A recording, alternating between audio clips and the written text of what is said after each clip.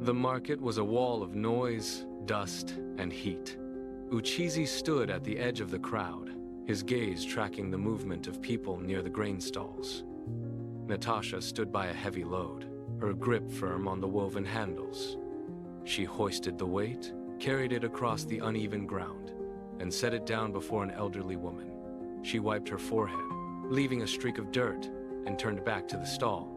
Uchizi moved through the throng, closing the distance between them. "Your kindness is rare," he said. Natasha looked up, startled, and stepped back to create space.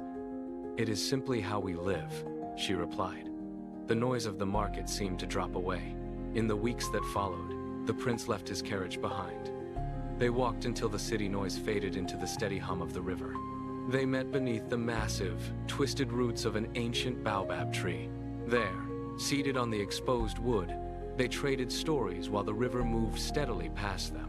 Every day, the distance between their worlds vanished. The silence of the baobab tree ended when the king summoned Uchizi to the throne room. The king slammed his scepter against the stone floor, the sound echoing sharply off the high walls. "A peasant belongs in the fields, not the palace," the king declared. His voice carried no room for debate. Outside, the reality of that mandate took hold.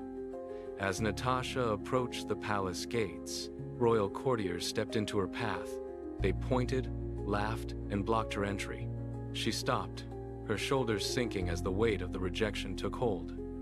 She turned to walk away, back toward the dust of the road. Then, the heavy doors swung open.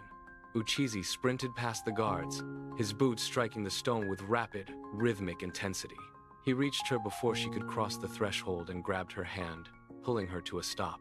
He turned to face the line of jeering nobles, his posture rigid and defiant. "My crown is nothing if not shared with you," he said, his voice cutting through the noise of the court. He stood as a barrier between her and the crowd, his gaze fixed on the throne room doors, refusing to yield ground. The sky turned a hollow, permanent gray. Then, the rain stopped. The change was absolute. Within a week, the soil in the fields turned to fine, choking dust that coated every surface.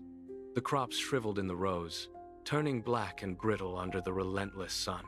One by one, the village wells sank into silence, the buckets coming up empty every time.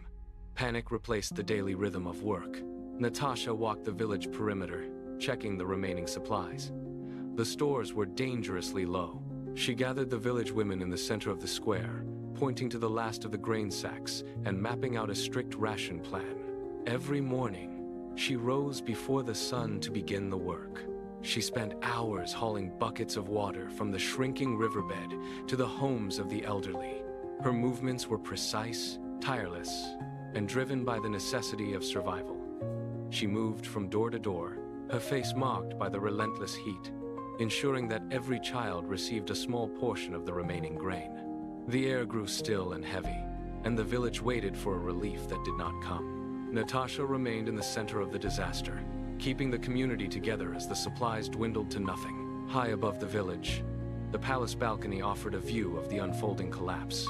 The queen stood at the stone railing, her gaze fixed on the center of the square. Below, the dust rose in thick plumes with every movement. She watched Natasha.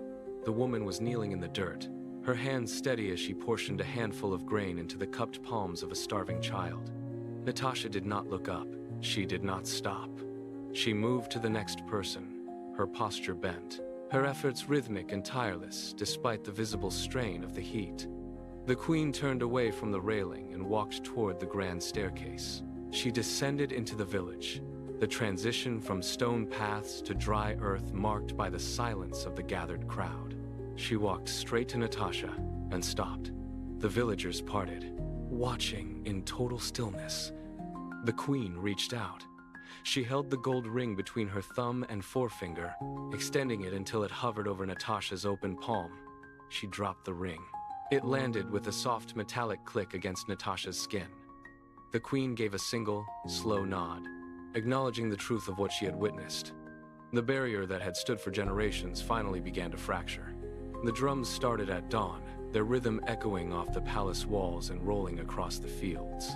Under the sprawling branches of the ancient baobab tree, Uchizi and Natasha knelt on the exposed roots.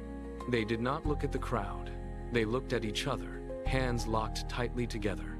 When the king stepped forward to place a crown of flowers on Natasha's head, the cheers from the village rose to meet the sky. They walked through the palace gates together, no longer separated by rank or expectation. The change was immediate. Under their joint rule, the grain stores remained full, and the palace gates stayed unlocked for every citizen. They walked the kingdom daily, listening to the needs of the people, ensuring that justice reached even the smallest house in the furthest hills. The drought became a memory, replaced by the steady labor of a united community. They moved through the fields, checking the harvest, their presence a constant reminder that power was meant for service. The land flourished, the wells stayed deep, and the divide that had once fractured the kingdom vanished. They built a legacy that grew with the trees, an enduring peace defined by fairness, shared work, and the absolute equality of their vision for the people.